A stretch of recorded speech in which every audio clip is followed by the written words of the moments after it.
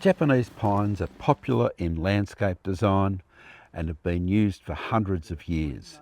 These include the white pine, the red pine and the black pine. Candling is one of the key aspects of keeping these pines at a smaller size, and they're all done the same way. The black pine is perhaps the easiest to grow, especially in warmer climates, but you could also use the same method on radiata pines, which are faster growing and could be a good starting point. So let's take a look at candling the Japanese pines.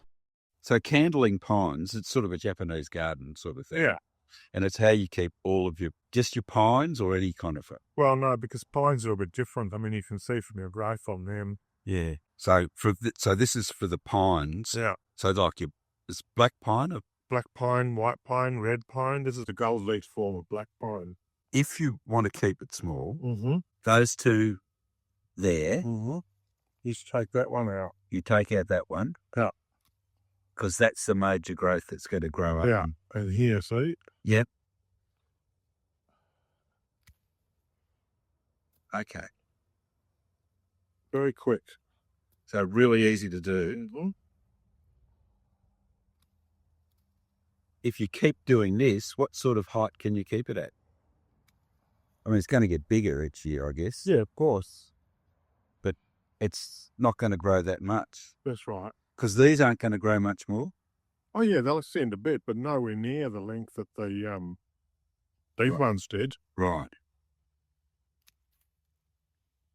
So this is when you go to Japan and you see people up there on the scaffolding, pruning pines. A lot of them are taking this out. Yeah. And then this is a growth that you obviously... Yeah.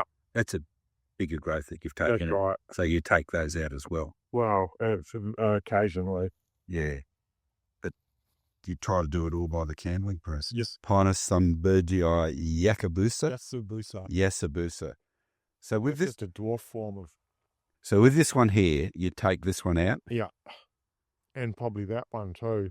See those little ones? Yep. They're the ones you want to keep. So the ones that are coming up behind them. The little ones. So you're only going to take it down to there. That's right. Okay. But then over here, you might take that one out completely. Right back to... You see you've got all these little ones in here. Yep. So you can just go back to where there's a new... If there's growth, you can go back. So you could go back to either... You can go back in there. Yep. But you can't go back there. Right. So you can't go back into that... With the bare wood. You'd have to go right back to there, would you? That's right. So you just can't go halfway because it'll just die back. Well, anything where there's bare wood. Yeah. Look, it might shoot back, but it's not a guarantee. It's a dwarf form of red pine. Okay. And you've pruned this one? I have. And it needs pruning again. Right. So we go over and take all of these ones out. Right back into there. Right. All over it. It gets really compact. Okay. So you'd really give this a good chop? Yep. You're likely to do that soon? Yeah, should be done. Pinus mugo. And is this candled as well? Yep. But you've done this one? I've done it. So it's looking really neat. Yeah. Makes a nice shape, doesn't it? Yeah. Whereas this one that hasn't been done, yeah, will that end up looking similar to that? Probably not as compact. Right, because it hasn't... It's the nature of red pine. Yeah. And this is that's the red pine. Yeah. This is a new guy. Yeah. What I might do on this is go through and separate the branches a bit. So take out those pieces. To add a bit of extra structure. Yeah. So it doesn't just become a green ball. There are other methods of pruning Japanese pines and conifers, and this includes pruning them to shape, so changing the structure of the plant. There are also plants that you can grow beneath these trees, such as Azorella trifurcata, and this pine has been lifted up to allow plants to grow underneath it.